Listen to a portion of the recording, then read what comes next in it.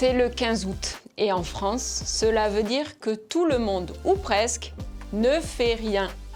Et oui, le 15 août, jour de l'Assomption pour les catholiques, est un jour férié.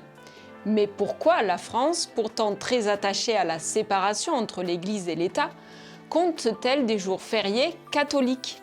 C'est tout simplement dû au fait que la plupart de ces jours fériés, donc non travaillés, ont été adoptés avant la célèbre loi de 1905, celle qui consacre justement la séparation entre les religions et l'État.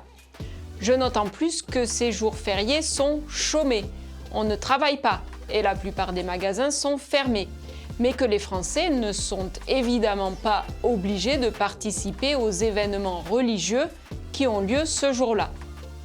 En fait, si Pâques, Noël ou la Toussaint restent fériés, c'est aussi parce que ces jours sont vus comme des traditions culturelles, au-delà d'être religieuses. Il y a 11 jours fériés en France en tout, qui ne sont pas tous religieux. On a par exemple la fête du travail, le 1er mai, comme ailleurs en Europe.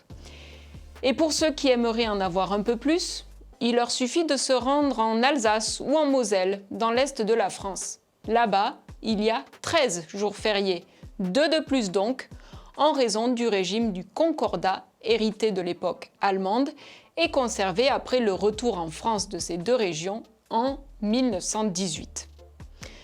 Vous savez maintenant tout sur les jours fériés. Une dernière chose, qui dit férié dit heure passée à lire écoute ou à regarder les vidéos de sa chaîne YouTube. Alors, n'oubliez pas de vous abonner si ce n'est pas déjà fait.